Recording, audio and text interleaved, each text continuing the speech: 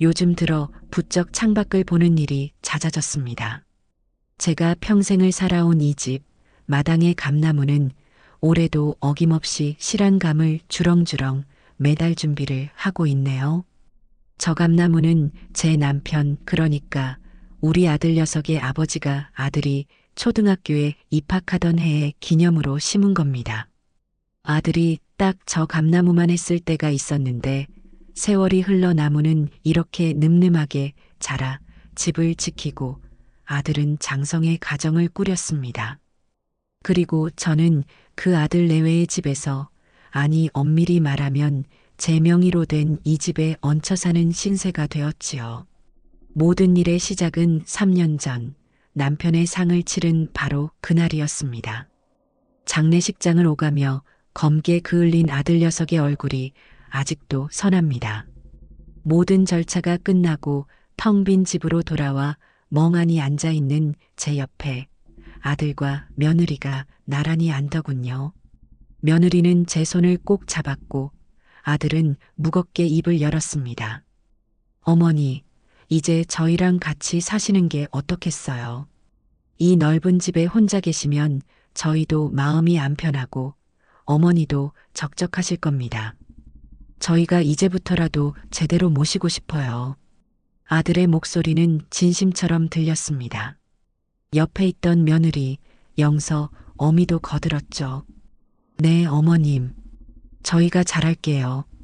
손주 재롱 보는 재미도 있으실 거고요. 음식이며 살림이며 아무것도 신경 쓰시지 않게 저희가 다 알아서 할 테니 어머님은 그저 편히 계시기만 하면 돼요. 그때는 그 말들이 얼마나 달콤하게 들렸는지 모릅니다. 평생을 기댈 곳이라 믿었던 남편이 하루아침에 곁을 떠나고 집안 가득하던 온기는 싸늘한 정막으로 변해버린 뒤였으니까요.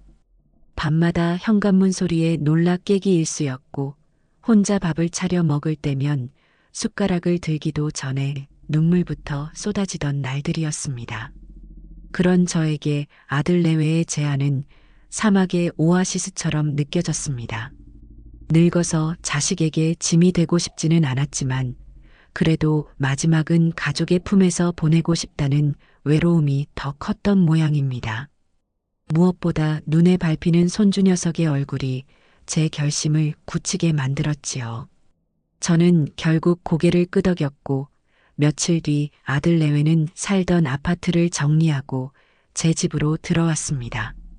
그렇게 시작된 합가 생활은 처음 한두 달은 제 기대와 크게 다르지 않았습니다.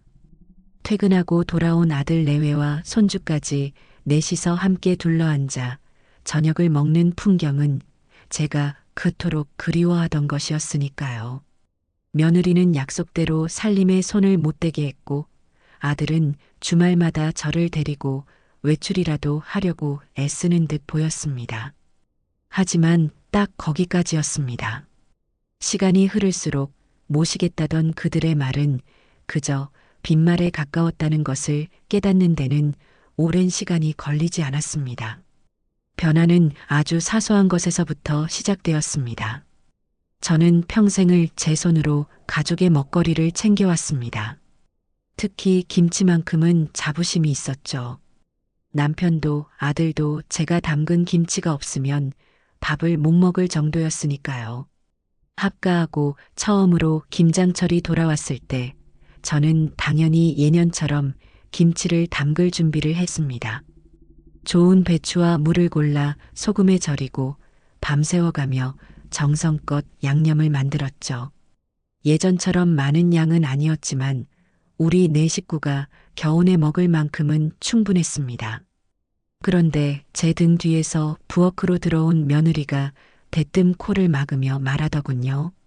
어머니, 이게 다 뭐예요? 집안에 냄새가 진동을 하네요. 저는 웃으며 말했습니다. 아가, 김치 담그잖니.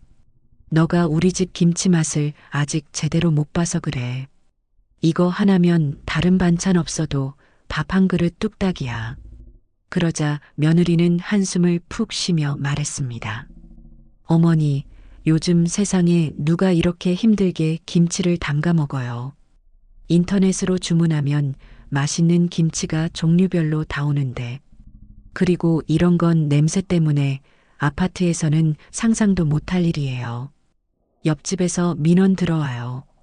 아파트가 아닌 마당 넓은 주택이었지만 며느리의 말투는 마치 제가 시대에 뒤떨어진 유난스러운 늙은이가 된 것 같은 기분을 느끼게 했습니다. 더 기가 막힌 일은 그 다음에 일어났습니다. 제가 정성껏 버무려 김치통에 차곡차곡 담아놓은 김치를 며느리가 며칠 뒤 음식물 쓰레기 봉투에 담아버리고 있는 것을 목격한 겁니다. 제가 너무 놀라 아가, 지금 뭐 하는 거냐? 하고 소리치자 며느리는 조금도 놀란 기색 없이 태연하게 대답했습니다. 어머니, 이것 때문에 냉장고에 다른 음식까지 냄새가 다 배었어요. 그리고 제가 말씀드렸잖아요. 요즘은 다 사 먹는다고. 마트에서 깔끔하게 포장된 김치 사왔으니까 그걸로 드세요. 제 눈앞에서 제 평생의 자부심과도 같았던 음식이 음식물 쓰레기로 버려지는 광경을 보면서도 저는 아무 말도 할 수가 없었습니다. 손이 부들부들 떨리고 심장이 내려앉는 것 같았죠. 그날 저녁 저는 퇴근하고 돌아온 아들에게 이 일을 이야기했습니다. 일말의 기대를 품고서요. 제 아들이라면 어릴 적부터 제 김치를 세상에서 제일 맛있다고 했던 녀석이라면 제 마음을 알아줄 거라고 믿었습니다. 아들아, 영서 어미가 내가 담근 김치를 글쎄 다 버렸단다. 어떻게 그럴 수가 있니? 그게 어떤 정성으로 만든 건데, 제 말에 아들은 TV에서 눈을 떼지도 않은 채 건성으로 대답했습니다. 에이, 어머니. 뭘 그런 걸 가지고 그러세요? 영서 씨 말도 일리가 있죠. 요즘은 편하게 사 먹는 게 대세인데. 어머니도 이제 힘들게 그런 거 하지 마시고 편하게 지내세요. 편하게 지내라는 아들의 말은 비수처럼 제 가슴에 꽂혔습니다. 편한 것이 문제가 아니었습니다. 제 존재와 제가 살아온 세월 전체를 부정당한 기분이었습니다.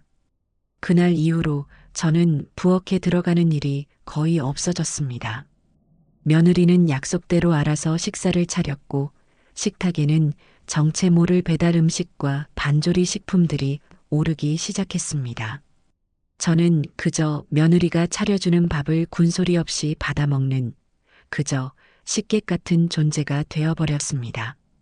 가장 견디기 힘든 것은 소외감이었습니다.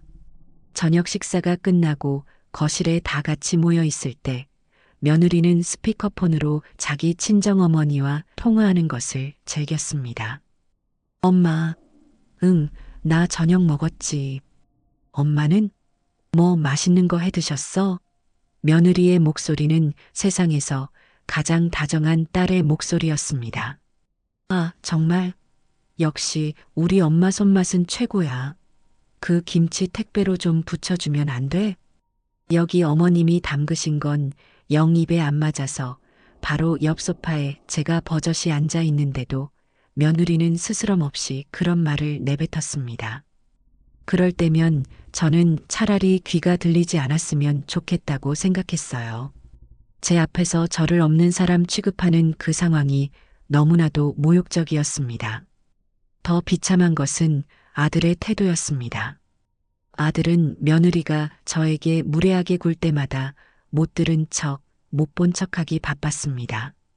자신의 아내와 어머니 사이에서 벌어지는 불편한 기류를 애써 외면하는 것이 자기가 할 수 있는 최선이라고 생각하는 듯 했습니다.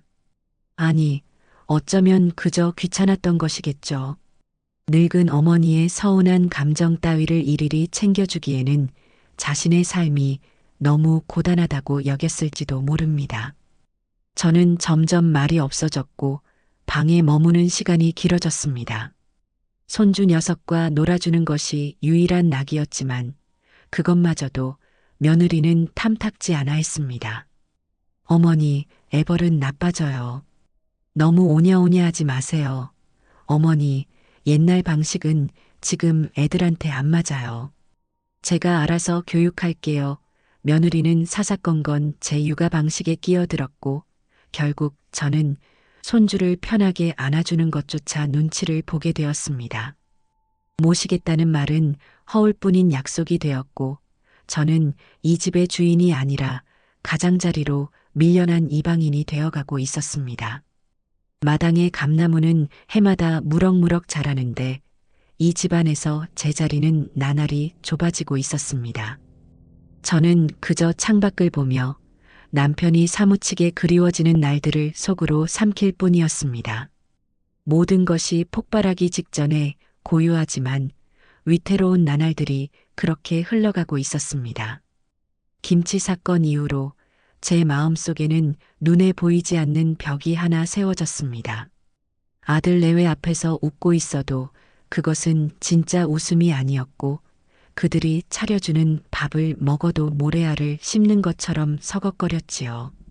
저는 그저 이 집의 평화를 깨뜨리고 싶지 않은 혹은 분란을 일으킬 용기조차 없는 늙은이처럼 스스로를 위장하며 하루하루를 보냈습니다. 하지만 그런 제 최소한의 평화마저 깨뜨리는 사건들은 마치 예정된 수순처럼 연이어 터져 나왔습니다. 시작은 하나뿐인 손주 녀석의 5번째 생일이었습니다. 며느리는 아들 생일보다 더 유난을 떨며 며칠 전부터 부산을 떨더군요. 어머님, 이번 주말에 민준이 생일 파티 할 거예요. 제 친구들이랑 남편 회사 동료 몇 분 오시기로 했어요. 그리고 당연히 저희 부모님도 오실 거고요. 며느리는 신이 나서 떠들었지만 그 초대 명단에 제 쪽 사람은 단 한 명도 없다는 사실을 애써 모르는 척하는 듯 했습니다. 제 친구들은 남편 따라 세상을 떠나거나 먼 시골에 살고 있으니 부를 사람이 마땅치 않다는 것을 알면서도 그 사실이 새삼스레 저를 외롭게 만들더군요. 생일 파티 당일 아침부터 집안은 잔치 분위기로 들썩였습니다. 며느리는 미용실에 가서 머리를 예쁘게 매만지고 왔고 아들은 거실을 화려한 풍선과 장식으로 꾸몄습니다. 저는 그저 그들이 시키는 대로 소파를 옮기고 상을 닦는 것을 도울 뿐이었습니다. 잠시 후 현관문이 열리고 사돈 부부가 환한 얼굴로 들어섰습니다. 아이고, 우리 사위, 우리 딸, 고생이 많네. 사돈의 목소리가 울리자마자 아들과 며느리는 버선발로 뛰어나가 그들을 맞이했습니다. 장인어른, 장모님, 어서 오세요. 멀리 오시느라 힘드셨죠? 아들의 목소리는 평소 제게 말할 때와는 비교도 안 될 만큼 살갑고 정중했습니다. 사돈 부부는 양손 가득 손주의 선물을 들고 왔더군요. 거대한 로봇 상자와 최신형 태블릿 PC를 본 손주 녀석은 좋아서 방방 뛰었습니다. 저도 며칠 전부터 시장에 나가 손주가 좋아하는 공룡이 그려진 내복 한 벌을 고심해서 사두었습니다. 포장도 예쁘게 해서 건넸지만 제 선물은 값비싼 장난감들 옆에서 초라하게 밀려나 거실 한 구석에 놓였습니다. 그 누구도 제 선물을 풀어보거나 고맙다고 제대로 말해주는 이가 없었지요. 곧이어 며느리의 친구들과 아들의 직장 동료들이 도착했고 집안은 왁자지껄한 웃음소리로 가득 찼습니다. 저는 부엌에서 며느리가 주문한 배달 음식들을 접시에 옮겨 담고 과일을 깎아내느라 정신이 없었습니다. 마치 이 집의 주인이 아니라 시간제 도우미가 된 기분이었어요. 며느리는 제게 어머니, 저기 피자 좀 잘라서 내주세요. 어머니, 음료수 좀 더 가져다 주시겠어요? 하고 자연스럽게 일을 시켰습니다. 사돈 부부는 가장 상석에 앉아 아들이 따라주는 비싼 와인을 마시며 사람 좋은 웃음을 짓고 있었죠. 그 모습을 멀찍이서 바라보는데 울컥하고 서러움이 치밀어 올랐습니다. 남편과 제가 평생을 바쳐 일군 이 집에서 저는 완벽한 이방인이자 구경꾼이 되어 있었습니다. 설상가상으로 사돈 부부는 제게 위로랍시고 한마디 건네더군요. 사부인, 아들, 딸 키워서 이렇게 합가하고 사시니 얼마나 좋으세요. 저희는 딸 하나라 나중에 외로워서 어쩌나 걱정인데. 사부인은 든든하시겠어요. 그 말에 저는 아무 대답도 할 수 없었습니다. 그저 어색하게 웃어 보이는 제 얼굴 근육이 경련을 일으키는 것 같았죠. 든든하기는요. 제 속이 새까맣게 타들어가는 것을 저들은 조금이라도 짐작이나 할까요? 그날의 씁쓸함이 채 가시기도 전 또 다른 사건이 제 가슴에 못을 박았습니다. 어느 날 저녁 며느리가 백화점 쇼핑백을 대여섯 개나 들고 현관으로 들어섰습니다. 여보, 나왔어. 당신이 부탁한 거 사왔지. 며느리는 신이 나서 쇼핑백들을 거실 바닥에 와르르 쏟아냈습니다. 그중 가장 크고 고급스러운 상자를 열어 보이더군요. 윤기가 자르르 흐르는 붉은색 포장지 안에는 최고급 녹용 보약 세트가 들어 있었습니다. 이거 엄청 귀한 거래. 우리 아빠 기력 쇠하신 것 같아서 큰맘 먹고 샀어. 한 세트는 우리 집 거, 한 세트는 주말에 친정 갖다 드리게 며느리는 자랑스럽게 말하며 아들을 향해 생색을 냈습니다. 아들은 잘했어. 장인어른께 이만한 게 없지. 비쌌을 텐데라며 며느리의 어깨를 두드려 주었습니다. 저는 그저 말없이 그 광경을 지켜보고 있었습니다. 수십만 원은 좋게 넘어 보이는 보약을 자기 부모를 위해 눈 하나 깜짝 안 하고 사는구나 싶었죠. 그때 며느리가 마치 이제야 제가 생각났다는 듯이 작은 약국 봉투 하나를 툭 던지듯 제게 건넸습니다. 아, 맞다. 어머니, 이거요. 약국 간 김에 어머니 생각나서 비타민C 하나 샀어요. 이런 거라도 잘 챙겨 드셔야 오래 사시죠. 제 손에 들린 것은 세일 상품이라고 적힌 스티커가 붙어 있는 몇천 원짜리 비타민 영양제 한 통이었습니다. 사돈을 위한 수십만 원짜리 녹용 보약과 저를 위한 몇천 원짜리 비타민. 그 가격의 차이만큼이나 저와 사돈 사이의 노인거리가 아득하게 느껴졌습니다. 오래 사시라는 말은 더 이상 덕담으로 들리지 않고 빨리 죽지 않아 골치라는 저주처럼 들렸습니다. 저는 고맙다는 말 대신 방에 들어가서 좀 쉬어야겠다며 자리에서 일어섰습니다.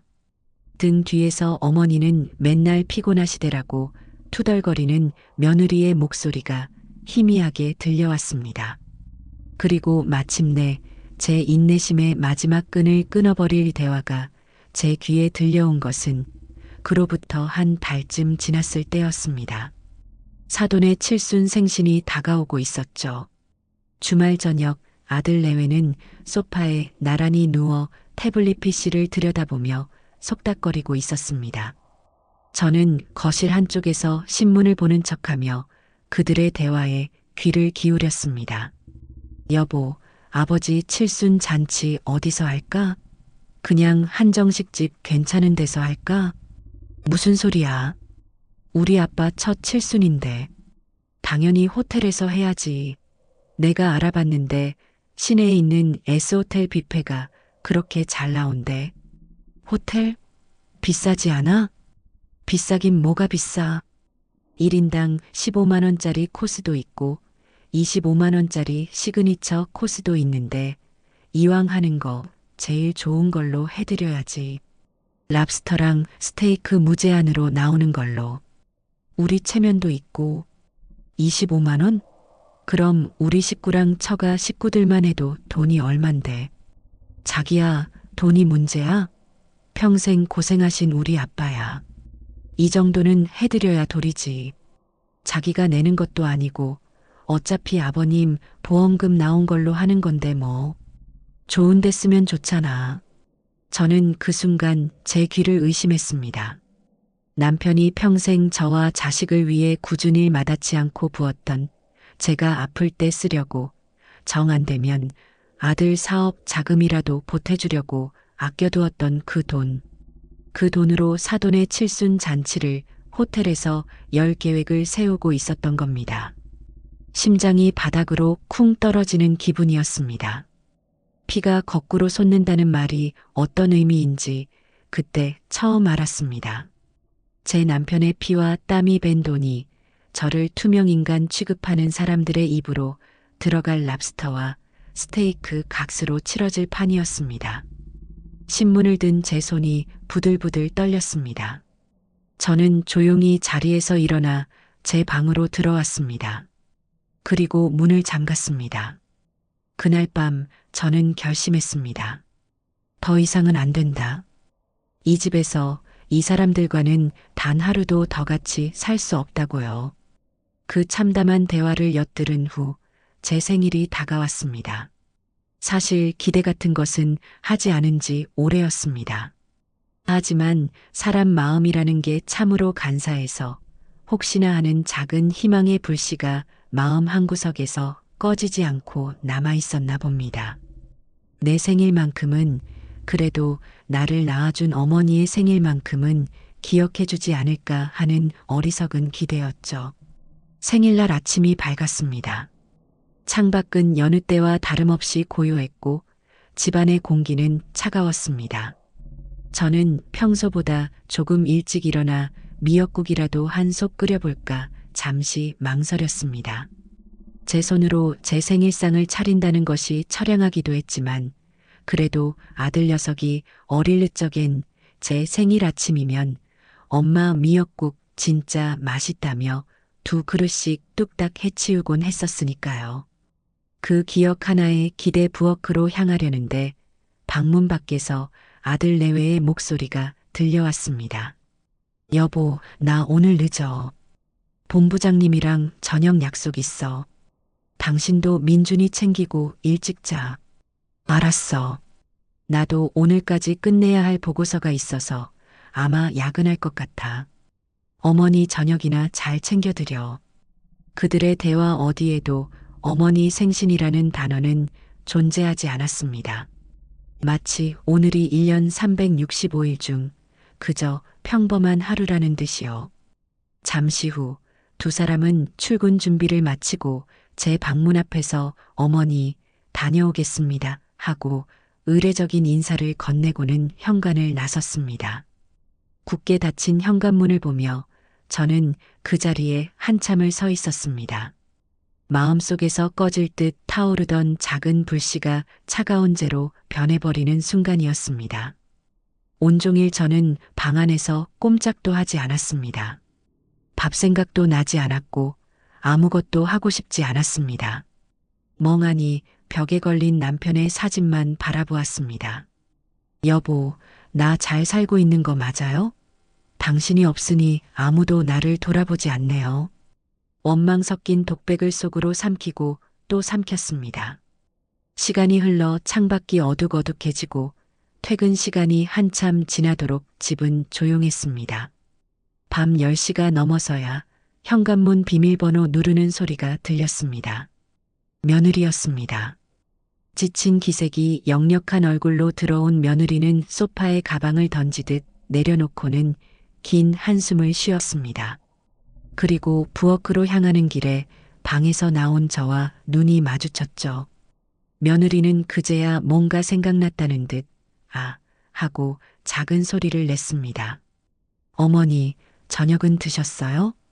저는 아무 말 없이 고개만 가로저었습니다.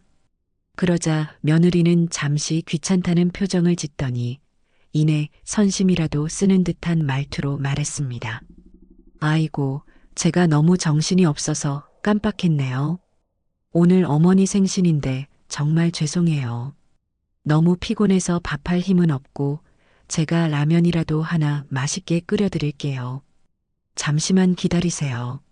며느리는 익숙하게 찬장을 열어 라면 봉지를 꺼내 들었습니다.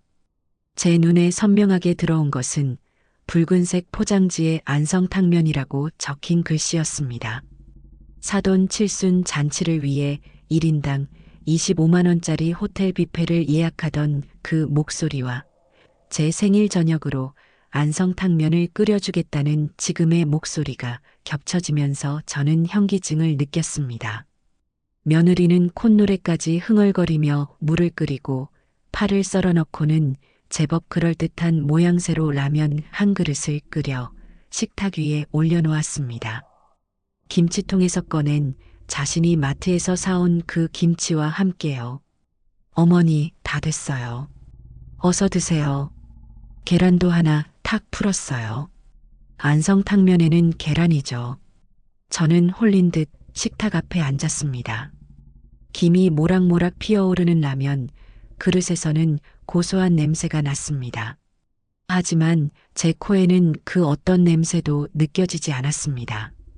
저는 천천히 젓가락을 들어 면 한 줄기를 입에 넣었습니다. 아무 맛도 나지 않았습니다. 맛을 느끼는 신경이 마비된 것 같았어요. 제 앞에서는 며느리가 스마트폰을 들여다보며 키득거리고 있었고, 거실에서는 뒤늦게 퇴근한 아들이 옷도 갈아입지 않은 채 TV 스포츠 채널에 시선을 고정하고 있었습니다. 그 누구도 제게 생신 축하드려요라는 말 한마디 건네지 않았습니다. 이 집에서 제 70평생의 생일은 이렇게 안성탕면 한 그릇으로 정리되고 있었습니다. 저는 젓가락을 내려놓았습니다. 그리고 조용히 자리에서 일어나 제 방으로 향했습니다. 등 뒤에서 어머니, 왜 안 드세요? 불어요 하는 며느리의 목소리가 들렸지만 대답하지 않았습니다.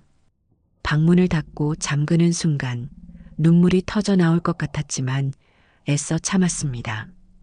이제 울 때가 아니었습니다. 우는 것은 지는 것이고 저는 더 이상 지고 싶지 않았습니다. 저는 장롱 가장 깊숙한 곳, 남편의 양복이 들어있던 자리에 고이 모셔두었던 오동나무 상자를 꺼냈습니다. 상자 뚜껑을 열자 조금은 빛이 바랜 붉은색 표지의 책자가 모습을 드러냈습니다. 등기권리증, 제 이름 석자와 이 집의 주소가 선명하게 인쇄된 이 집이 온전히 제 소유임을 증명하는 서류였습니다. 남편이 세상을 떠나기 전 혹시 모르니 당신 이름으로 해두는 게 마음이 편하겠다며 제 손에 쥐어준 것이었죠. 저는 그 서류를 가슴에 품고 밤을 새웠습니다. 더 이상 망설일 이유가 없었습니다. 서러움과 모멸감은 차가운 결심으로 굳어졌습니다. 이 모욕의 사슬을 제 손으로 직접 끊어버리기로 마음먹었습니다. 안성탕면으로 기억될 그 생일 밤이 지나고 새로운 아침이 밝았습니다. 밤새 한숨도 자지 못했지만 정신은 오히려 맑고 또렷했습니다. 마치 오랫동안 저를 짓누르던 무거운 안개가 걷히고 가야 할 길이 선명하게 보이는 기분이었습니다. 아들 내외는 여느 때처럼 아침 식사도 거른 채 분주하게 출근 준비를 했습니다. 제 방문 앞에서 들려오는 그들의 목소리는 이제 더 이상 제 마음에 어떤 파문도 일으키지 못했습니다. 그들은 곧 남이 될 사람들이었으니까요. 두 사람이 집을 나서고 현관문이 닫히는 소리가 들리자마자 저는 행동을 개시했습니다. 가장 먼저 한 일은 지난 몇 년간 눈여겨보았던 동네 부동산에 전화를 거는 것이었습니다. 남편이 살아있을 때부터 오랫동안 한자리에서 영업해 온 사장님 인상이 푸근하고 정직해 보였던 곳이었죠. 수화기를 드는 손이 아주 살짝 떨렸지만 이내 마음을 다잡고 번호를 눌렀습니다. 네, 복부동산입니다. 사장님, 저 여기 연희동 34번 길 단독주택 집주인인데요. 아, 네. 어르신, 무슨 일이세요? 사장님은 제 목소리를 기억하는 듯 했습니다. 저는 심호흡을 한번 하고 제 인생을 바꿀 말을 내뱉었습니다. 집을 좀 팔려고요. 최대한 빨리 그리고 조용하게 처리하고 싶습니다. 수화기 너머에서 사장님의 놀란 숨소리가 들리는 듯 했습니다. 네, 집을요? 그 좋은 집을 왜 갑자기 저는 길게 설명하지 않았습니다. 개인적인 사정이 좀 있습니다. 그러니 아들 내외는 모르게 아주 비밀리에 진행해 주실 수 있겠습니까? 제 목소리에는 망설임이 없었습니다. 상황을 파악한 사장님은 이내 사무적인 목소리로 말했습니다. 알겠습니다, 어르신. 자세한 이야기는 직접 뵙고 나누는 게 좋겠습니다. 오늘 오후에 가족분들 안 계실 시간에 잠시 댁으로 찾아뵈어도 괜찮겠습니까? 네, 그렇게 해주십시오. 전화를 끊고 나니 심장이 세차게 뛰기 시작했습니다. 두려움이 아닌 어떤 해방감에서 오는 떨림이었습니다. 약속한 오후 2시 부동산 사장님이 집으로 찾아왔습니다. 저는 혹시나 며느리가 일찍 퇴근할까 싶어 조마조마한 마음으로 그를 안으로 들였습니다. 사장님은 집안을 둘러보며 연신 감탄했습니다. 이야, 어르신. 집 관리 정말 잘하셨네요. 남양이라 볕도 잘 들고 마당도 이만하면 정원 꾸미기에도 딱이고요. 요즘 이런 주택 찾기가 하늘의 별 따기입니다. 그는 거실에 앉아 장부와 서류들을 꺼내 놓았습니다.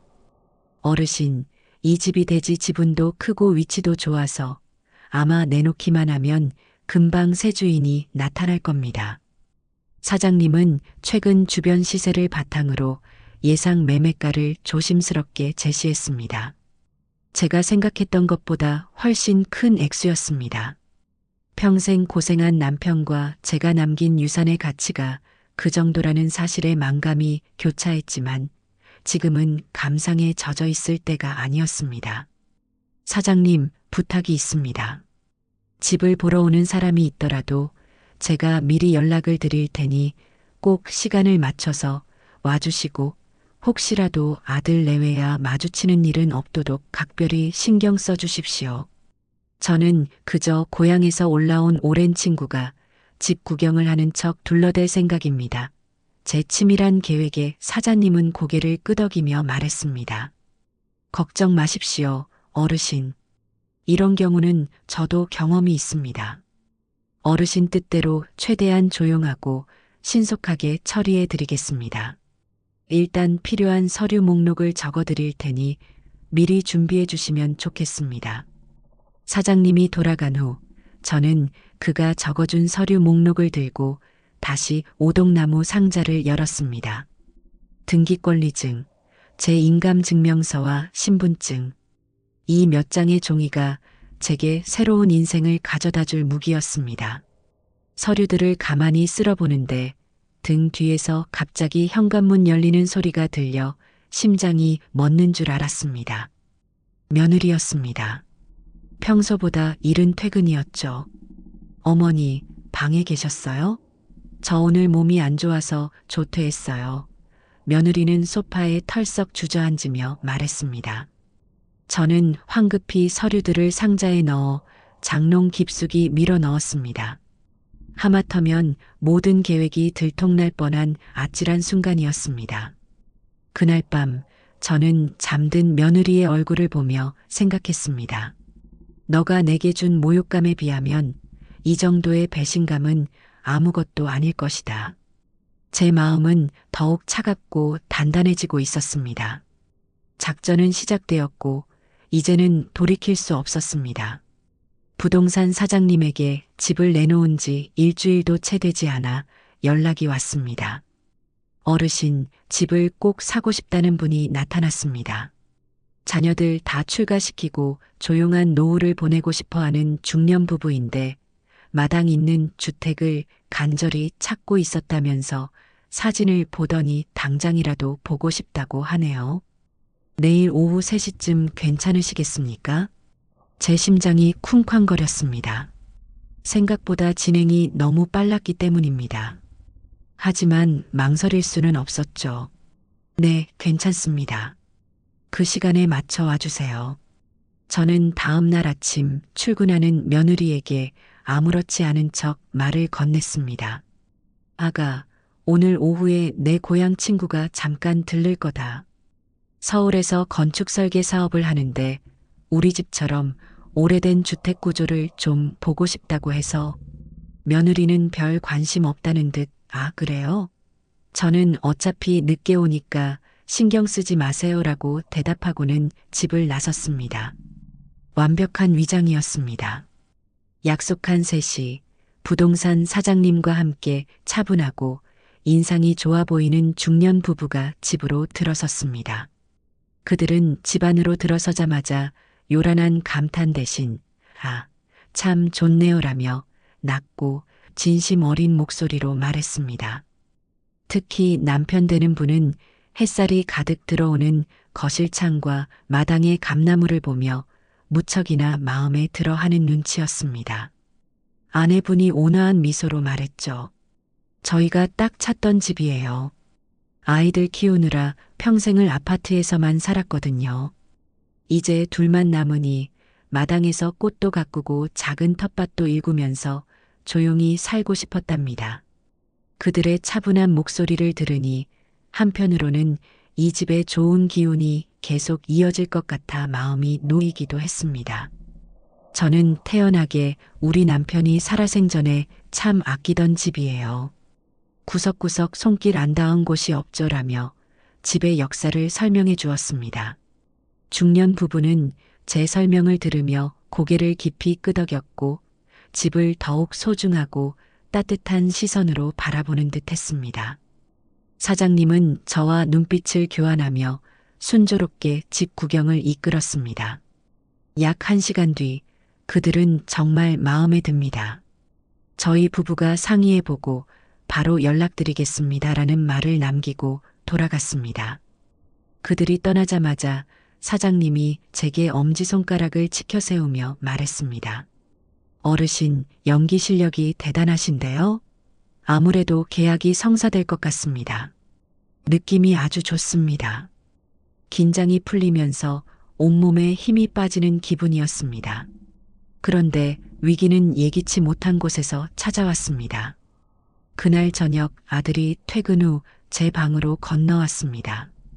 평소와는 달리 잔뜩 상기된 얼굴이었습니다. 어머니, 저드릴 말씀이 있어요. 아들은 제 앞에 앉아 서류 몇 장을 내밀었습니다. 주식 투자와 관련된 서류인 듯 했습니다. 어머니, 이거 정말 확실한 정보예요. 제 직장 선배가 알려준 건데 이 회사에 투자하면 한 달 안에 무조건 2배로 불어난대요. 이건 하늘이 주신 기회예요. 저는 아들의 번들거리는 눈빛을 보며 직감했습니다. 또 시작이구나. 아들은 예전에도 몇 번 주식 투자로 적지 않은 돈을 날린 전적이 있었습니다. 그래서 하고 싶은 말이 뭐냐 제 차가운 물음에 아들은 머뭇거리다 본심을 드러냈습니다. 어머니, 제가 가진 돈은 전부 털었는데 아직 조금 부족해서요. 어머니 혹시 남편 보험금 받으신 거 은행에 그대로 넣어두셨죠? 그거 잠시만 빌려주시면 안 될까요? 딱 한 달만 쓰고 이자까지 두둑하게 쳐서 돌려드릴게요. 우리 가족 다 같이 부자로 살 수 있는 기회란 말이에요. 우리 가족. 그 말이 어찌나 위선적으로 들리던지요. 저는 조금의 망설임도 없이 대답했습니다. 안 된다. 그 돈은 내 아버지 목숨값이다. 단 한 푼도 그런 허황된 곳에 쓸 수 없어. 그리고 내 노후를 위한 마지막 비상금이다. 더 이상 그 돈에 대해선 입도 뻥긋하지 마라. 제 단호한 태도에 아들은 당황한 듯 보였습니다. 이내 서운함과 분노가 뒤섞인 얼굴로 소리쳤습니다. 어머니, 어떻게 아들한테 그렇게 매정하게 말씀하세요? 저 어머니 아들이잖아요. 다 같이 잘 살아보자는 건데 어머니는 평생 그렇게 어머니 돈만 꼭 쥐고 사실 거예요? 아들의 원망 섞인 말을 들으며 제 결심은 더욱 확고해졌습니다. 이 집을 파는 것은 단순히 서운함에 대한 복수가 아니라 제 자신과 제 마지막 남은 재산을 지키기 위한 생존의 문제라는 것을 깨달았습니다. 다음 날 저는 아들 내외가 출근하자마자 지갑과 신분증만 챙겨 들고 집을 나섰습니다. 그리고 버스를 타고 일부러 집에서 한참 떨어진 아들 내외의 생활 반경과는 전혀 상관없는 낯선 동네로 향했습니다. 그곳에 있는 가장 큰 은행에 들어가 번호표를 뽑고 차례를 기다렸습니다. 제 차례가 되어 창구에 앉아 또렷한 목소리로 말했습니다. 새로 통장 하나 만들고 싶어서요. 아무런 카드 기능도 필요 없고 오직 입출금만 가능한 걸로요. 은행원은 신분증을 확인하고 몇 가지 서류를 작성하게 했습니다. 잠시 후 제 이름 석자가 찍힌 새로운 통장이 나왔습니다. 빳빳한 종이의 감촉이 손끝에 생생하게 전해졌습니다. 저는 그 통장을 품에 꼭 안고 은행을 나섰습니다. 이 얇은 통장 한 권이 앞으로 펼쳐질 제 새로운 인생의 자유이용권처럼 느껴졌습니다. 저는 집으로 돌아가지 않고 근처 공원 벤치에 앉아 한참 동안이나 제 이름이 적힌 통장을 들여다보았습니다. 두려움은 사라지고 오직 희망만이 가슴속에서 조용히 차오르고 있었습니다. 부동산 사장님을 통해 집을 보러 왔던 중년 부부가 계약을 하고 싶다는 의사를 전해 온 것은 바로 다음 날 오후였습니다. 제 휴대폰 너머로 들려오는 사장님의 목소리는 감출 수 없는 흥분으로 살짝 떨리고 있었어요. 어르신, 계약하자고 합니다. 어르신께서 말씀하신 금액을 한 푼도 깎지 않고 그대로 진행하겠다고 하시네요. 이런 경우는 정말 드문데 집을 정말 마음에 들어 하시는 모양입니다. 그 말을 듣는 순간 제 마음속에서는 오히려 폭풍이 지나간 듯한 고요함이 찾아왔어요. 이제 정말로 제 인생의 배가 새로운 항구를 향해 닻을 올렸다는 것이 실감났습니다. 더 이상 망설일 필요도 뒤돌아볼 이유도 없었죠. 계약 날짜는 사흘 뒤 오후 2시로 잡혔습니다. 제게 주어진 그 사흘이라는 시간은 제 인생 전체를 통틀어 가장 길면서도 가장 짧은 시간처럼 느껴졌어요. 하루는 1000년 같다가도 또 하루는 눈 깜짝할 사이에 지나갔습니다. 저는 그 시간 동안 겉으로는 평소와 다름없이 행동했습니다. 며느리가 차려주는 맛없는 저녁을 군말 없이 먹었고 거실에서 시끄럽게 울리는 TV 소리를 배경음악 삼아 뜨개질을 하기도 했죠. 하지만 제 머릿속은 온통 앞으로의 계획으로 가득 차 있었습니다. 마치 중요한 전투를 앞둔 장수처럼 저는 제 인생의 향방을 가를 결전의 날을 차분히 준비하고 있었어요. 마침내 계약 당일이 밝았습니다. 저는 새벽같이 일어나 목욕 재개부터 했습니다. 제 인생에서 가장 중요한 계약을 맺는 날인데 흐트러진 모습을 보이고 싶지 않았기 때문이에요. 장롱 깊숙이 넣어두었던 몇 년 전 아들 결혼식 때 입었던 가장 고운 빛깔의 한복을 꺼내 입을까 잠시 고민도 했어요. 하지만 이내 고개를 저었습니다. 이것은 잔치가 아니라 저만의 독립전쟁이니까요. 저는 가장 단정하고 깔끔한 외출복을 골라 입고 희끗희끗한 머리를 빗어 단정하게 쪽을 쪘습니다. 거울에 비친 제 모습은 여느 때의 저와 다름없는 평범한 늙은이였지만 제 눈빛만큼은 그 어느 때보다 형형하게 빛나고 있다는 것을 스스로 느낄 수 있었습니다. 부엌에서 부산을 떨던 며느리가 그런 저를 보고 의아한 듯 물었습니다. 어머니, 오늘 어디 중요한 약속 있으세요? 평소랑 다르게 많이 신경 쓰신 것 같아요. 저는 이미 수십 번도 더 연습해둔 대본을 아주 자연스러운 연기 톤으로 읊었습니다. 응, 아가. 저번에 말했던 내 고향 친구 있잖니. 아들네 집이 이 근처인데 오늘 그 집에 일이 있어서 온 김에 나랑 점심이나 한 끼 하자고 해서 오랜만에 만나는 거라 좀 차려입었다.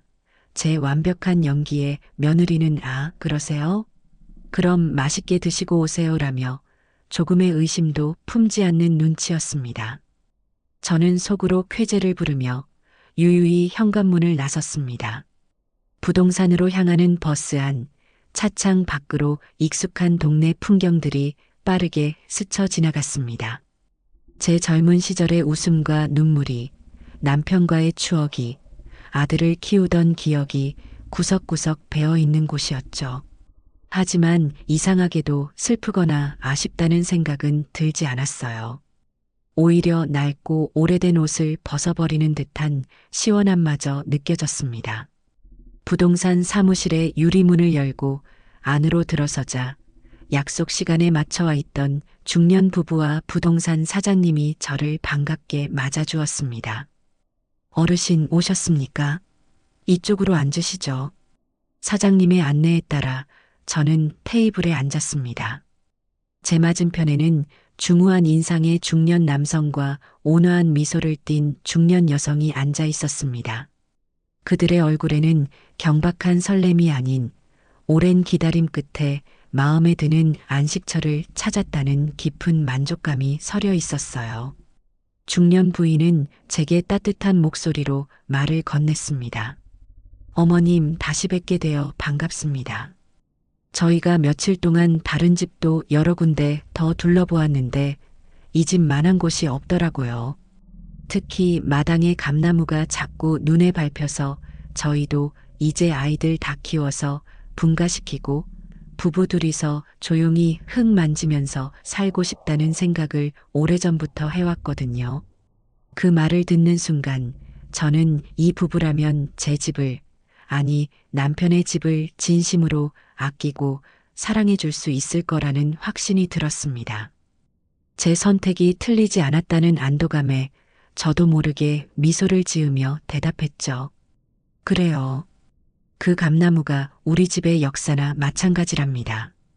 좋은 분들이 오셔서 그 역사를 이어가 주신다니 저야말로 마음이 놓이네요. 화기애애한 분위기 속에서 계약 절차는 시작되었습니다. 두꺼운 표준 매매 계약서가 테이블 위에 펼쳐졌고 사장님은 마치 법정의 판사처럼 계약서의 조항들을 하나하나 짚어가며 큰 소리로 읽어 내려갔습니다. 매매 대금, 그 중에서도 오늘 지급될 계약금의 액수, 중도금과 잔금 지급 일정, 그리고 가장 중요한 소유권 이전 날짜까지. 사장님의 목소리를 들으며 저는 서류에 적힌 글자들을 꼼꼼하게 눈으로 쫓았습니다. 제 남은 인생의 무게가 걸린 계약이었으니까요.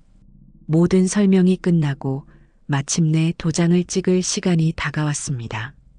사장님이 제 앞으로 묵직한 인주와 함께 제 이름 석자가 선명하게 새겨진 도장을 건네주었습니다.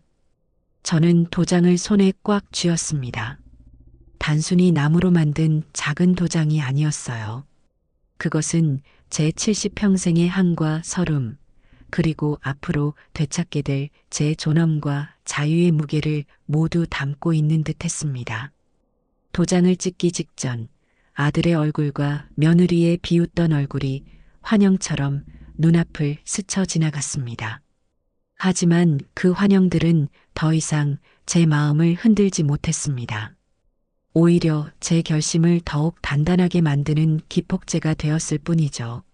저는 숨을 한번 깊게 들이마신 뒤 계약서 위 매도인이라 적힌 제 이름 옆 칸에 한치의 망설임도 없이 힘껏 도장을 내리찍었습니다.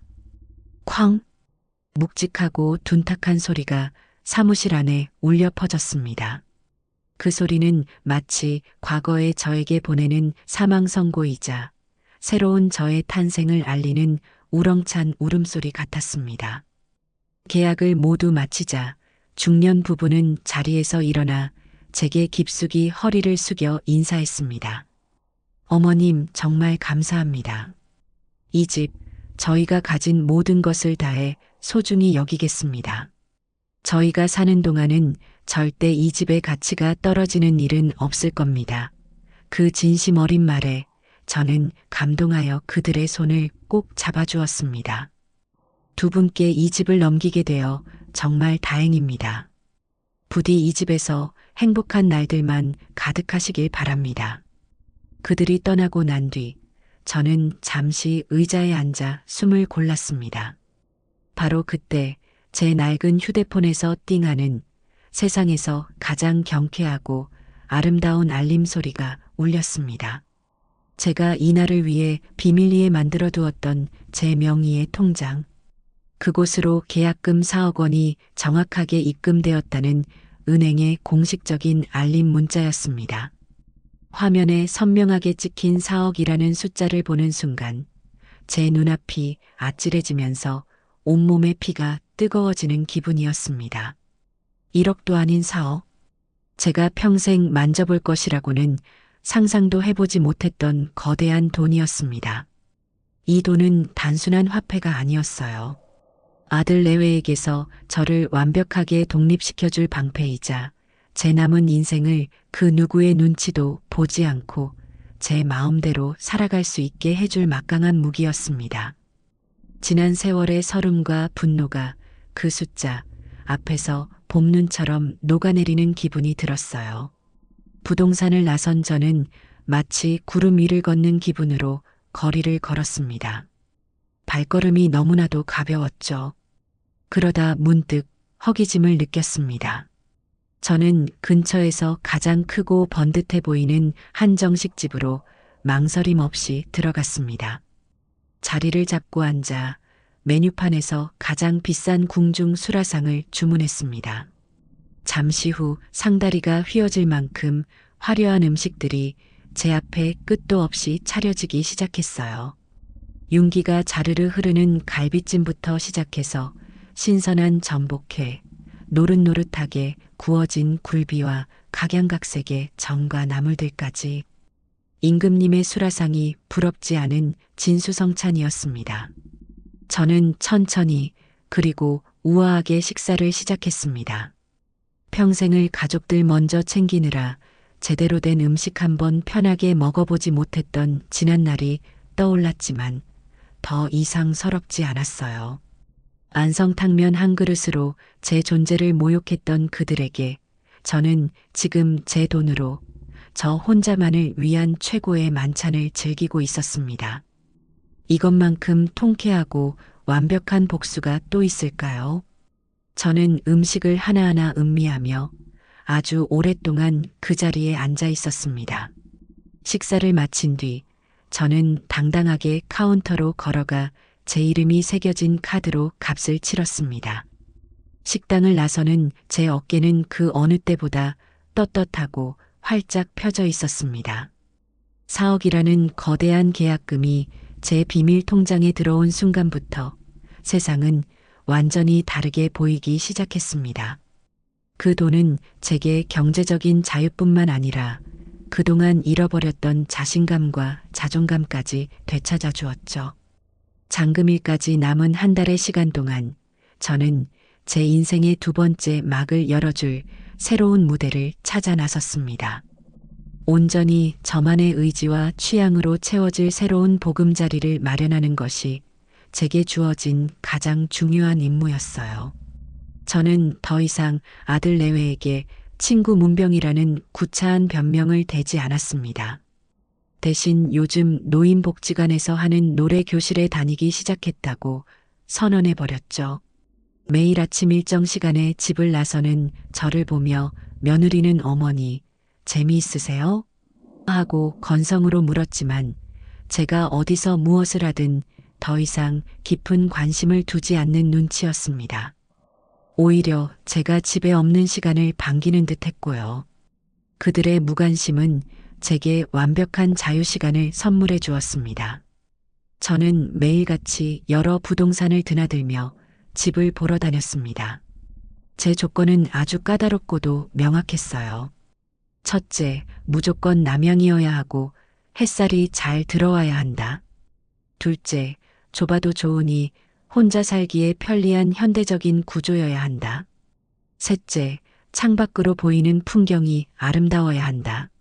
넷째, 너무 외진 곳이 아니라 병원이나 마트, 은행 같은 편의시설이 가까워야 한다. 그리고 마지막으로 저처럼 혼자 사는 노인들이 교류할 수 있는 커뮤니티가 잘 형성된 곳이어야 한다는 것이었죠. 며칠 동안 수십 군데의 집을 보러 다녔습니다.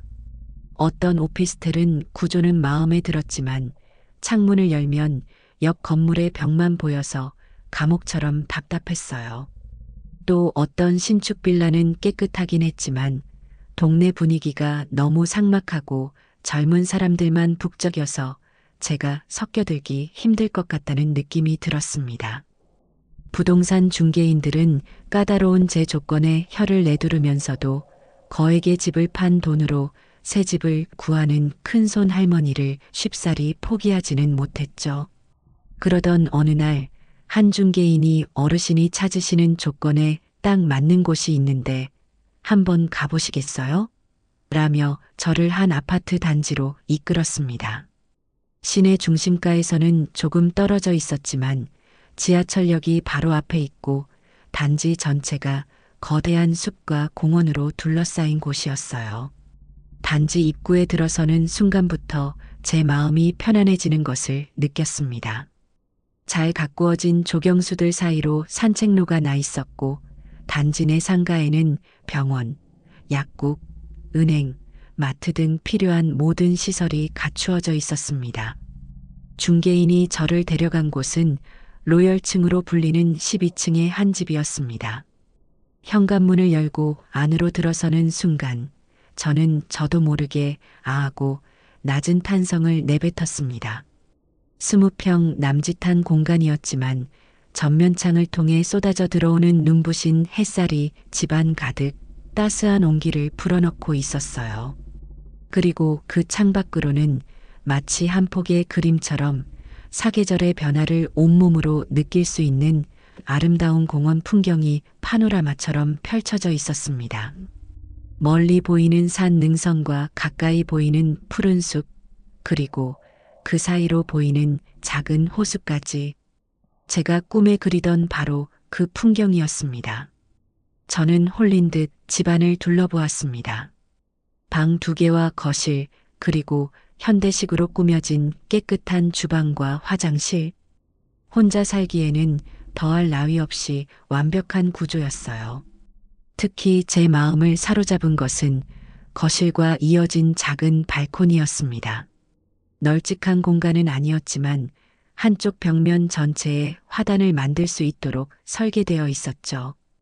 이곳에 작은 텃밭을 가꾸며 상추도 심고 고추도 키우고 예쁜 꽃들도 키울 수 있겠다는 생각에 벌써부터 가슴이 설레었습니다. 저는 중개인을 돌아보며 말했습니다. 더 볼 것도 없겠네요. 이 집으로 하겠습니다. 제 단호한 결정의 중개인은 역시 어르신, 안목이 대단하십니다. 이 집이 저희 단지에서도 가장 전망 좋기로 소문난 집입니다라며 서둘러 계약을 준비했습니다. 저는 그 자리에서 바로 계약금을 치르고 제 인생의 새로운 보금자리를 확정지었습니다. 새 집이 정해지자 그 안을 채울 가구들을 장만하는 일이 남았습니다. 그것은 제게 주어진 가장 즐거운 과제였어요. 저는 백화점 가구관부터 시작해서 유명 디자이너 가구 쇼룸, 그리고 저렴하고 실용적인 가구를 파는 대형 매장까지 며칠 동안 부지런히 돌아다녔습니다. 가구를 고르는 기준은 단 하나, 내 마음에 드는가 하는 것이었죠.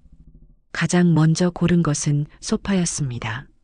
아들네 집에 있던 온 가족이 앉아도 넉넉했지만 왠지 모르게 저를 주눅 들게 했던 어둡고 권위적인 가죽 소파는 제 선택지에 없었습니다. 대신 저는 보기만 해도 마음이 포근해지는 밝은 베이지색의 2인용 패브릭 소파를 골랐어요. 그 옆에는 언제든 다리를 편하게 올리고 쉴 수 있는 작은 스툴도 함께 주문했죠. 식탁은 며느리가 손님 맞이용으로 고집했던 거추장스러운 6인용 대리석 식탁이 아니라 창가에 놓고 홀로 아침 햇살을 맞으며 커피를 마시기에 딱 좋은 아담한 사이즈의 원형 원목 식탁을 선택했습니다.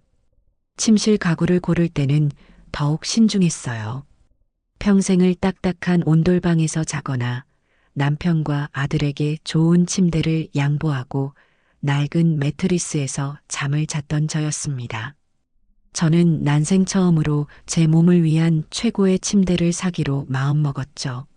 수십 개의 침대에 직접 누워보고 제 허리를 가장 편안하게 받쳐주는 고급 라텍스 매트리스와 호텔식 침구 세트를 골랐습니다.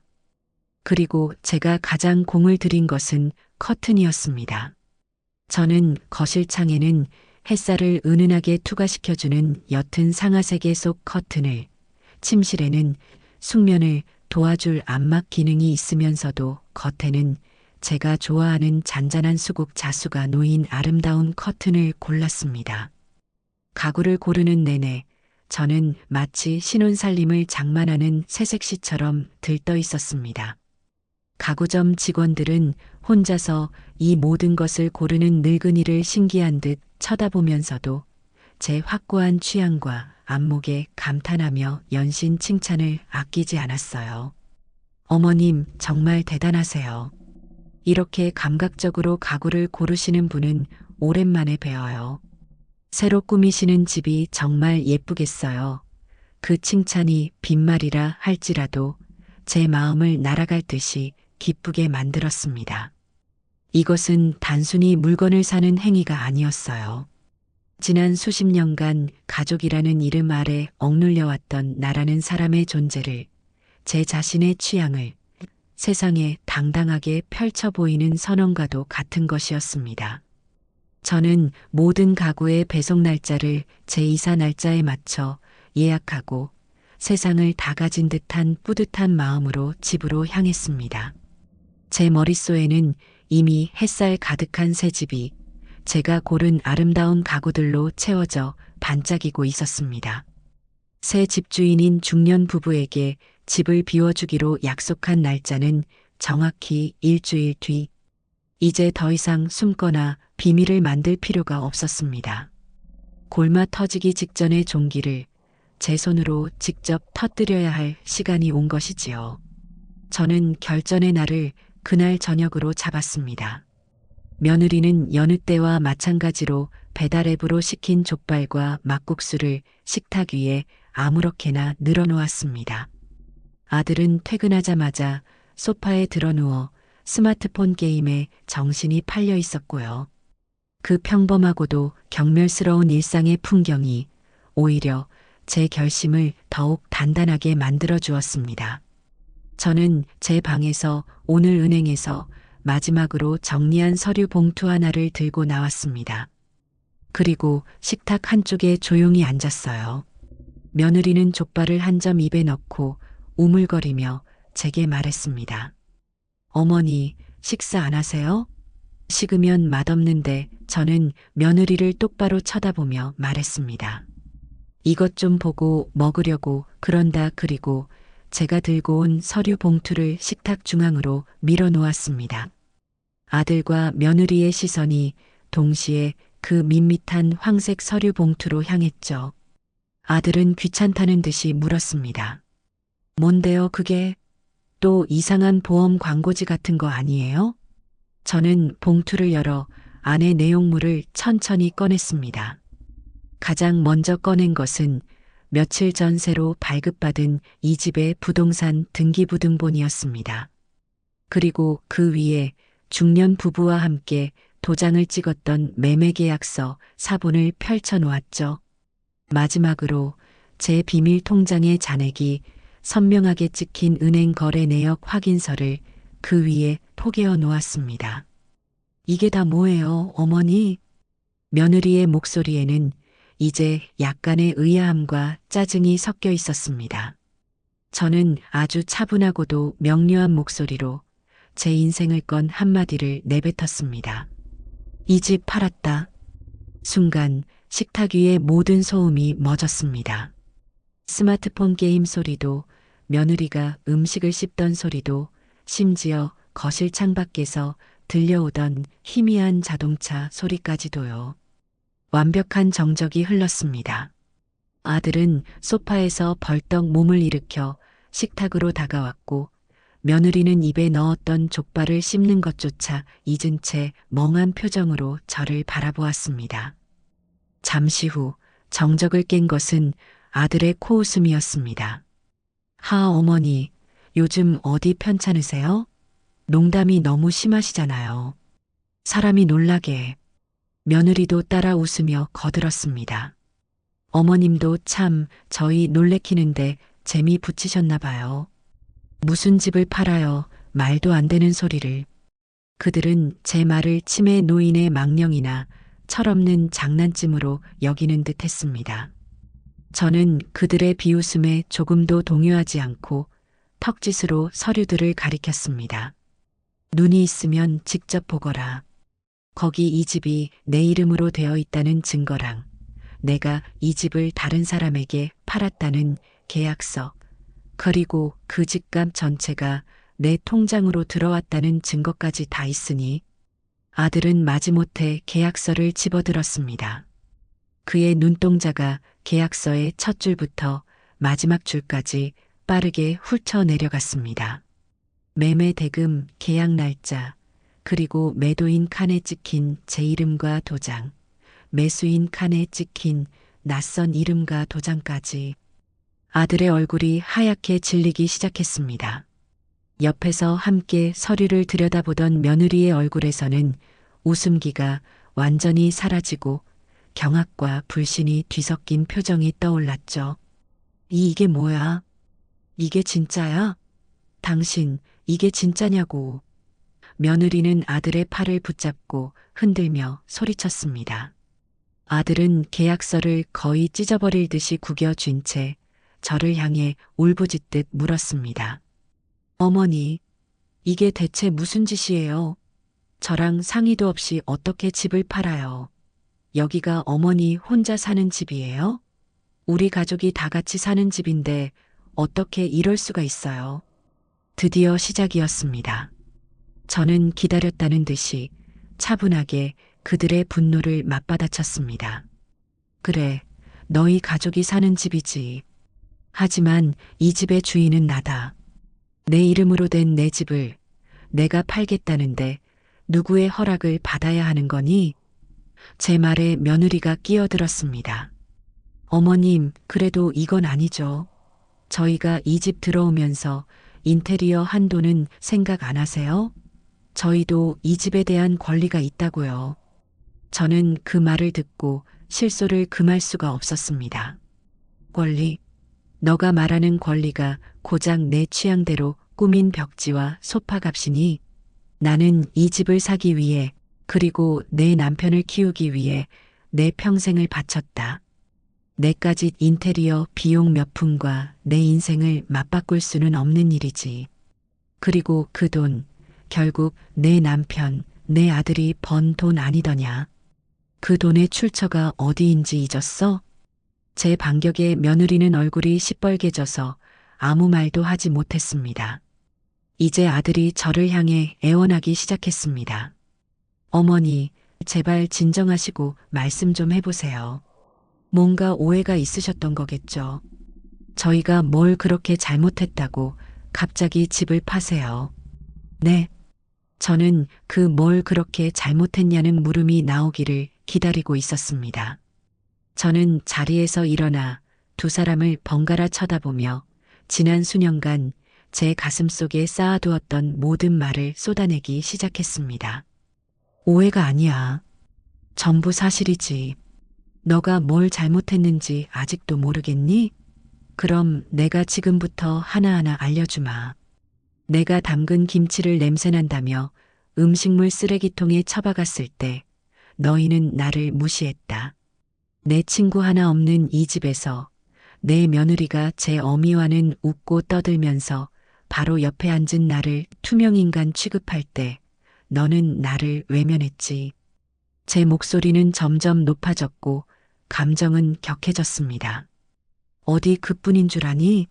내 사돈 생일에는 수십만 원짜리 녹용을 해다 바치면서 내게는 약국에서 파는 몇천 원짜리 비타민 한 통을 던져주더구나. 그게 너희가 나를 생각하는 가치의 크기였지. 그리고 가장 결정적인 것. 내 사돈 칠순 잔치는 1인당 25만 원짜리 호텔 뷔페에서 열어주자고 신나서 계획을 짜던 너희가 정작 이 어미의 생일에는 뭘 줬는지 기억이나 하니? 저는 식탁 위에 놓인 막국수 그릇을 손가락으로 가리켰습니다. 바로 그거였다. 안성탕면 한 그릇. 내 70평생의 생일은 너희에게 고작 라면 한 그릇의 가치밖에 되지 않았던 게다. 그 라면을 꾸역꾸역 목구멍으로 넘기면서 내가 무슨 생각을 했는지 아니? 그래, 더 이상은 당하고 살지 않겠다. 내 남은 인생이라도 나를 위해 살아야겠다고 결심했다. 이 집은 그 결심의 첫 번째 결과물일 뿐이야. 제 말이 끝나자 집안은 다시 한번 깊은 침묵에 휩싸였습니다. 아들과 며느리는 마치 벼락이라도 맞은 듯 넋이 나간 표정으로 저를 바라보고 있었습니다. 그들의 얼굴에는 더 이상 분노나 비웃음이 없었어요. 오직 자신들에게 닥친 재앙을 실감하기 시작한 자의 공포와 절망만이 가득했습니다. 그럼 우린 이제 어디로 가요? 며느리가 모기만 한 목소리로 간신히 물었습니다. 저는 그 질문에 가장 차갑고도 현실적인 답변을 들려주었습니다. 그건 너희가 알아서 할 일이지. 내가 너희 인생까지 책임져 줄 의무는 없잖니. 새 집주인에게 일주일 뒤까지는 집을 비워주기로 약속했다. 그러니 그 안에 너희가 살 집을 구해서 나가거라. 이 집은 이제 더 이상 너희 집이 아니야. 그 말을 끝으로 저는 제 방으로 들어와 문을 잠가버렸습니다. 문 밖에서는 며느리의 날카로운 비명과 아들의 절규, 그리고 무언가 부서지는 소리가 뒤섞여 들려왔습니다. 저는 그 모든 소리를 배경음악 삼아 침대에 편안히 누워 눈을 감았습니다. 길고 길었던 전쟁의 서막이 끝나고 마침내 저는 승리의 고지에 올라서 있었습니다. 제가 집을 팔았다고 선언한 그날 밤부터 집안의 공기는 완전히 달라졌습니다. 평화롭던 위선은 사라지고 그 자리에는 지옥과도 같은 현실이 들어섰죠. 그 후 일주일 새 집주인에게 집을 넘겨주기까지의 시간은 제게는 해방을 향한 카운트다운이었지만 아들 내외에게는 그야말로 처절한 발악의 시간이었습니다. 첫날은 주로 애원과 눈물로 시작되었습니다. 다음 날 아침 제 방문 앞에는 며느리가 퉁퉁 부은 눈으로 무릎을 꿇고 앉아 있었습니다. 제가 방문을 열자마자 며느리는 제 바짓가랑이를 붙잡고 울부짖기 시작했어요. 어머님, 제가 죽을 죄를 지었어요. 제가 생각이 짧았어요. 어머님 마음이 그렇게 상하신 줄도 모르고 정말 죄송해요. 제발, 제발 저희를 용서해 주세요. 계약, 그거 물을 수 있잖아요. 위약금, 저희가 어떻게든 마련해 볼게요. 네, 제발요, 어머님. 며느리의 눈물은 악어의 눈물처럼 느껴졌습니다. 만약 제가 집을 팔지 않았다면 과연 저런 말을 했을까요? 저는 차갑게 며느리의 손을 뿌리치며 말했습니다. 이미 늦었다. 내 사과는 진심이 아니라 당장 길거리에 나앉게 될 신세를 면하기 위한 거짓말일 뿐이라는 걸 내가 모를 것 같으냐. 위약금은 계약금의 2배다. 8억이라는 돈을 너가 마련할 수 있다면 한번 해보려무나 제 말에 며느리의 얼굴에서 핏기가 가시는 것이 보였습니다. 그녀의 눈물 연기가 제게는 조금도 통하지 않는다는 것을 깨달은 것이죠. 눈물이 통하지 않자 이번에는 아들이 나섰습니다. 아들은 감정이 아닌 이성에 호소하는 전략을 택한 듯 했어요. 어머니, 감정적으로만 생각하지 마시고 현실적으로 좀 생각해 보세요. 일주일 안에 저희가 어디 가서 집을 구해요. 전세 사기도 판을 치는 세상인데. 그리고 민준이는요? 우리 민준이 전학이라도 가야 하면 어떡해요? 손주가 상처받는 건 괜찮으세요? 아들은 손주를 방패 삼아 제 마음을 흔들어 보려 했습니다. 하지만 저는 이미 그 모든 상황까지 고려한 뒤였습니다. 민준이 걱정은 내가 알아서 하마. 너희가 이 근처에 집을 구하면 전학 갈 필요도 없겠지. 그리고 집 구하는 게 정 힘들면 잠시 내 처가에라도 들어가서 신세를 지는 건 어떻겠니? 너가 그렇게 깍듯하게 모시는 장인, 장모님이 사위가 길거리에 나앉는 걸 보고만 있지는 않으실 것 같은데. 제 비아냥의 아들은 치를 떨며 어머니 하고 소리쳤지만 더 이상 제게 대들지는 못했습니다. 그날 이후 집안은 거대한 전쟁터가 되었습니다. 아들 내외는 자신들이 할 수 있는 모든 방법을 동원해 발버둥 쳤습니다. 그들은 정말로 변호사 사무실에 전화를 걸어 자식 몰래 집을 판 부모에게 법적으로 책임을 물을 수 없는지 상담하는 듯 했습니다. 하지만 수화기 너머로 들려오는 변호사의 답변은 그들을 절망에 빠뜨렸을 뿐이죠. 집 소유주가 본인의 의지로 매매한 것이라면 자녀라 할지라도 법적으로 개입할 수 있는 부분은 전혀 없습니다. 그들은 심지어 제가 알려주지도 않은 새 집주인의 연락처를 어떻게든 알아내어 전화를 걸기도 했습니다. 계약을 물러달라고 사정하거나 심지어는 제가 정신이 온전치 않은 상태에서 계약을 한 것이라며 거짓말까지 하는 것 같았어요. 하지만 중년 부부는 오히려 제게 전화를 걸어 어르신, 따님과 아드님이 자꾸 전화를 해서 저희를 힘들게 하네요. 저희는 계약을 철회할 의사가 전혀 없으니 걱정하지 마십시오라며 저를 안심시켜 주었습니다.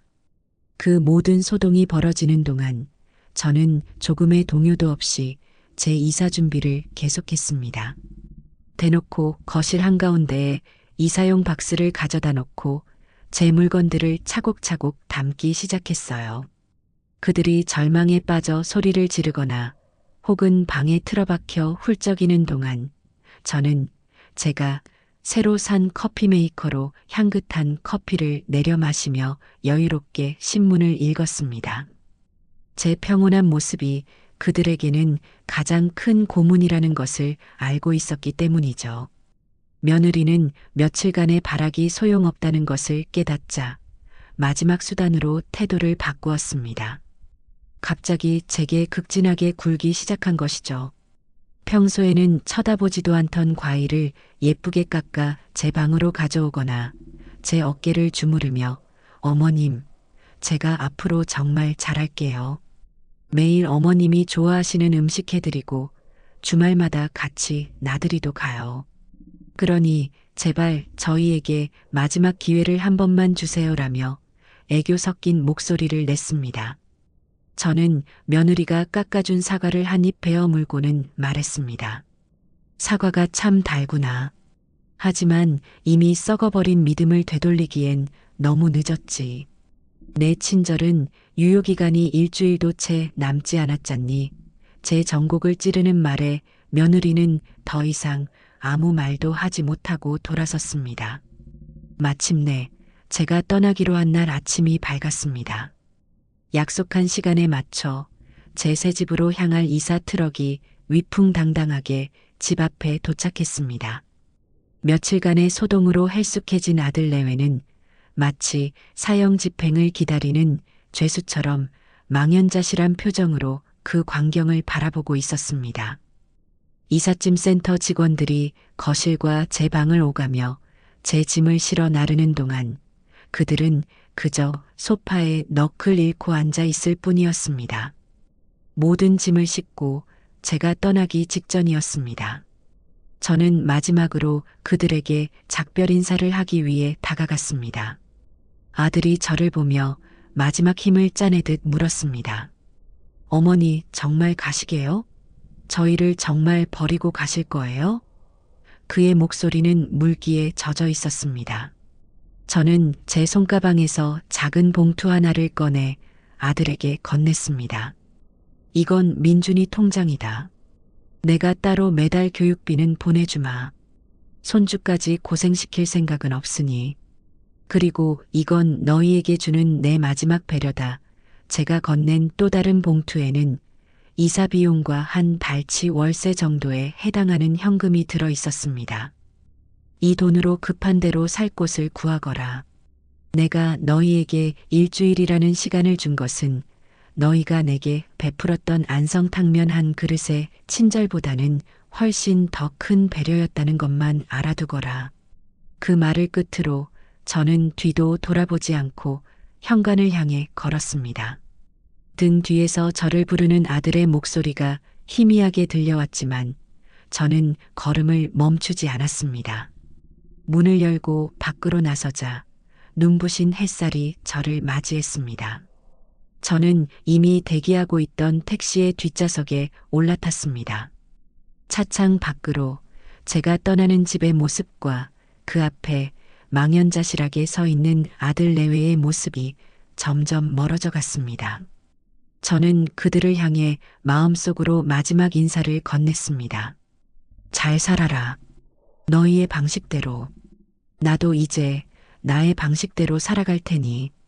택시는 저의 새로운 인생을 향해 힘차게 앞으로 나아가고 있었습니다. 저는 제 인생의 길고 길었던 장마가 끝나고 마침내 눈부신 햇살이 내리쬐기 시작했음을 느꼈습니다. 새로운 아파트에 도착하여 제 손으로 직접 현관문 비밀번호를 누르고 안으로 들어서는 순간 코끝을 스치는 옅은 새집 냄새와 페인트 향기가 마치 새로운 세상의 공기처럼 상쾌하게 느껴졌어요. 그 누구의 허락도 눈치도 필요 없는 온전히 저만의 왕국이 탄생한 순간이었죠. 첫 며칠 동안은 꿈을 꾸는 기분이었습니다. 아침에 눈을 뜨면 가장 먼저 창밖으로 펼쳐진 공원의 푸른 풍경을 한참 동안이나 바라보곤 했어요. 며느리의 잔소리나 아들의 무심한 기척 대신 멀리서 들려오는 새소리와 나뭇잎이 바람에 스치는 소리가 저를 깨워주었죠. 그것만으로도 충분히 행복했습니다. 저는 서두를 필요 없이 아주 천천히 하루를 시작했습니다. 제가 고른 예쁜 커피 메이커로 직접 원두커피를 내려 마시는 사치도 부려보았고요. 향긋한 커피 향이 집안 가득 퍼질 때 저는 비로소 제가 살아있다는 것을, 그리고 제 삶의 주인이 바로 나 자신이라는 것을 실감할 수 있었어요. 이삿짐을 푸는 일은 고되기보다는 즐거운 놀이 같았습니다. 상자 속에 고이 담아온 제 과거의 조각들을 하나씩 꺼내어 새로운 자리를 찾아주는 일이었으니까요. 가장 먼저 한 일은 남편의 사진을 거실에서 가장 햇볕이 잘 드는 창가 옆 선반 위에 올려두는 것이었습니다. 사진 속 남편은 여전히 인자한 미소로 저를 바라보고 있었죠. 여보, 나봐요. 나 이렇게 좋은 집으로 이사 왔어요. 이제 아무도 나를 함부로 대하지 못할 거예요.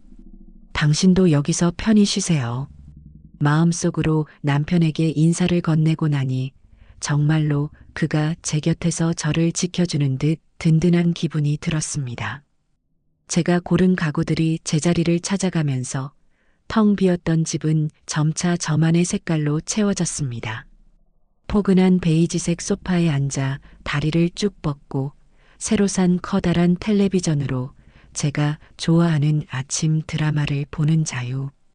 이전 집에서는 거실 텔레비전의 리모컨을 만져볼 엄두도 내지 못했던 저였습니다.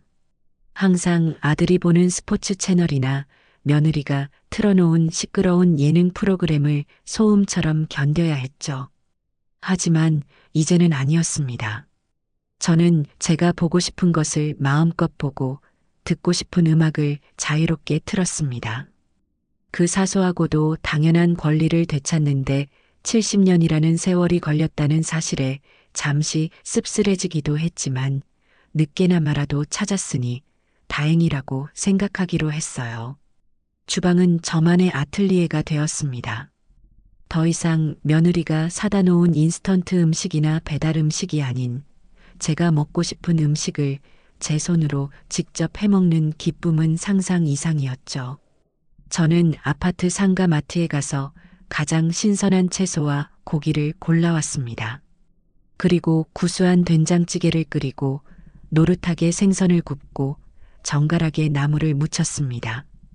특별할 것 없는 평범한 집밥이었지만 제게는 세상 그 어떤 진수성찬보다도 맛있게 느껴졌어요.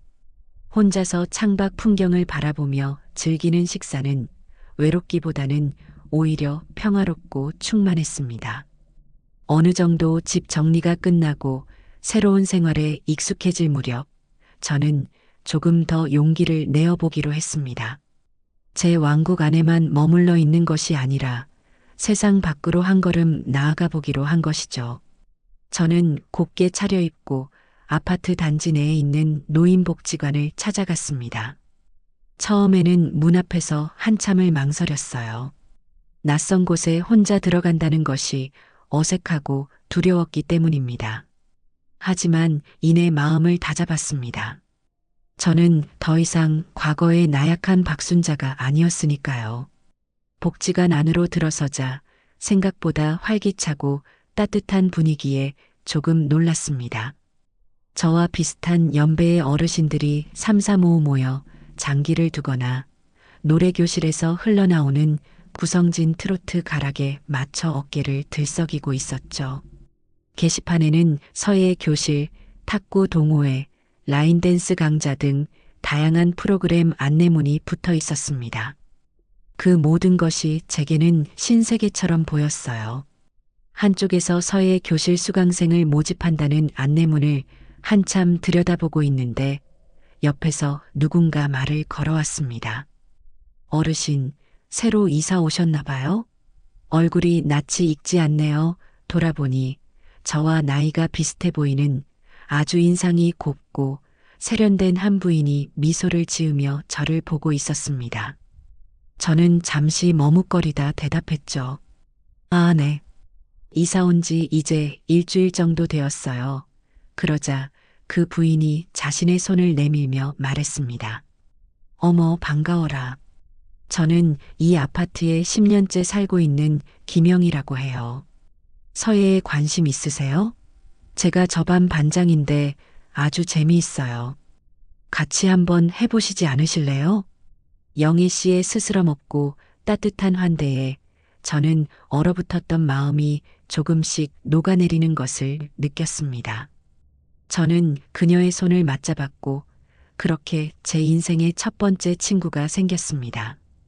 영희 씨와 함께 복지관 휴게실에 앉아 따뜻한 율무차를 마시며 저는 두런두런 제 이야기를 풀어놓았습니다.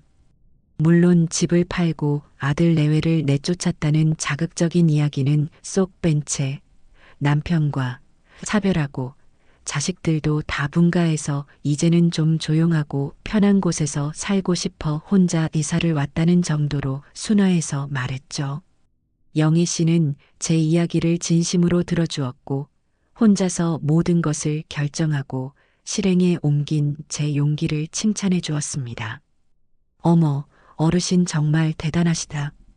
보통은 자식들 곁을 못 떠나시는데 이렇게 자신의 노후를 스스로 개척하시는 모습이 정말 멋져 보여요. 앞으로 저랑 친구하면서 재미있게 지내요. 저희 서예반 식구들이랑 다 같이 식사도 하고 날 좋으면 근교로 나들이도 가고 할 게 얼마나 많은데요. 영희 씨의 말을 들으며 저는 앞으로 펼쳐질 제 삶이 결코 외롭거나 지루하지 않을 거라는 예감이 들었습니다. 새로운 사람을 만나고 새로운 것을 배우고 새로운 관계를 만들어 나가는 기쁨. 저는 그 기쁨을 이제 막 맛보기 시작한 것이었죠. 하지만 과거의 그림자는 생각보다 질기게 제 발목을 붙잡으려 했습니다. 영희 씨와 헤어져 집으로 돌아온 지 얼마 되지 않았을 때였어요. 인터폰 화면에 낯선 남자의 얼굴이 떴습니다. 택배 기사였습니다. 제가 주문한 물건이 없었기에 의아해하며 문을 열어주자 그 뒤에 숨어있던 아들과 며느리가 집 안으로 들이닥치듯 들어왔습니다. 아마 아파트 입구에서 제가 들어오는 것을 보고 다른 동 호수를 대며 경비실을 속이고 따라 들어온 모양이었어요. 며칠 만에 본 그들의 모습은 말이 아니었습니다. 남루한 옷차림에 며칠은 굶은 사람처럼 얼굴은 헬쑥하고 눈은 퀭했죠. 그리고 그들의 손에는 마지막 무기인 손주 민준이가 들려 있었습니다.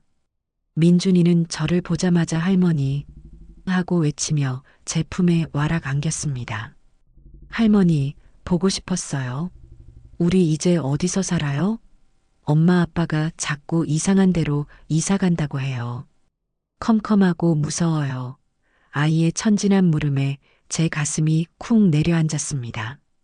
제가 준 돈으로 급한 대로 구한 곳이 아이가 무서워할 정도의 열악한 단칸방이었던 모양입니다.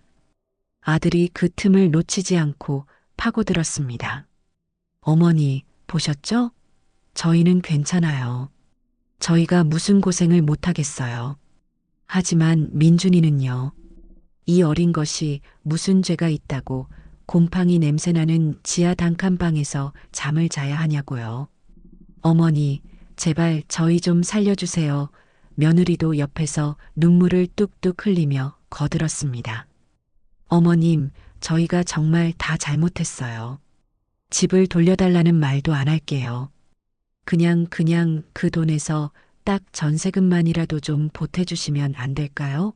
민준이만이라도 제대로 된 환경에서 키울 수 있게 제발 자비를 베풀어 주세요. 그들은 이제 집을 되찾겠다는 허황된 꿈은 버리고 돈을 요구하는 것으로 전략을 바꾼 것이었습니다. 손주를 방패 삼아 제 동정심에 호소하는 그들의 모습은 처량하기 짝이 없었지만 제 마음은 더 이상 흔들리지 않았습니다. 저는 민준이를 품에 꼭 안은 채 아이의 눈을 보며 다정하게 말했습니다. 민준아, 걱정 마. 할머니가 우리 민준이 앞으로 자주 보러 갈게. 맛있는 것도 많이 사주고 장난감도 사주고 주말에는 동물원도 가자. 할머니랑 민준이랑 둘이서만. 알았지? 아이는 제 말에 고개를 끄덕였고 그제야 조금 안심하는 듯 보였습니다. 저는 민준이를 소파에 앉히고 장난감을 쥐어준 뒤 자리에서 일어나 현관문 앞에 서 있는 아들 내외를 향해 걸어갔습니다. 그리고 제 인생의 마지막 판결을 내렸습니다. 내가 너희에게 마지막 배려로 이사 비용과 한 달치 월세를 주었지. 하지만 그것은 너희의 새로운 시작을 위한 최소한의 자금이었지. 너희의 게으름과 무능함을 위한 미천이 아니었다. 너희는 아직 젊고 건강하다. 손과 발이 멀쩡하고 일을 할 능력도 있지. 너희가 지금 그 지하 단칸방에 있는 것은 내 탓이 아니라 너희 스스로가 너희의 인생을 그렇게 만든 결과물이야. 제 단호한 목소리에 아들과 며느리는 아무 말도 하지 못했습니다. 저는 말을 이었습니다. 나는 내 남은 인생을 그리고 내 손주의 미래를 위해 이 돈을 쓸 것이다. 너희에게 줄 돈은 단 한 푼도 없어. 이제 와서 부모 노릇, 자식 노릇을 운운하지 마라. 너희 스스로의 힘으로 일어서서 너희 아들에게 떳떳한 부모가 되는 모습을 보여주는 것. 그것이 너희가 할 수 있는 유일한 속죄다. 저는 현관문을 활짝 열었습니다. 그리고 그들을 향해 턱짓으로 밖을 가리켰습니다. 이제 돌아가거라. 그리고 다시는 나를 찾아오지 마. 민준이는 내가 따로 연락해서 만나겠다. 여긴 너희가 함부로 드나들 수 있는 곳이 아니야. 내 집이다. 제 마지막 선언에 아들과 며느리는 모든 것을 포기한 듯 허탈한 표정으로 말없이 돌아서서 집을 나갔습니다. 저는 그들이 사라지는 것을 확인하고 현관문을 닫고 이중으로 잠금 장치를 걸었습니다. 모든 폭풍이 지나가고 집안에는 다시 완벽한 고요함이 찾아왔습니다. 소파에서 장난감을 가지고 놀던 민준이가 제게 달려와 물었습니다. 할머니, 엄마 아빠 어디 갔어? 저는 아이를 번쩍 안아들고 창가로 다가갔습니다. 엄마 아빠는 이제 씩씩하게 일하러 갔어. 우리 민준이 맛있는 거 많이 사주시려고. 자, 이제 우리 민준이랑 할머니랑은 뭐라고 놀까? 아이스크림 먹으러 갈까? 제 말에 민준이는 신이 나서 박수를 쳤습니다. 그 아이의 해맑은 웃음소리를 들으며 저는 제 선택이 단 하나도 틀리지 않았음을 다시 한번 확신했습니다. 과거와의 질긴 악연을 완전히 끊어낸 저는 이제 오직 미래를 향해 제 소중한 손주와 새로 만난 친구들과 함께 제2의 인생을 힘차게 살아갈 것입니다.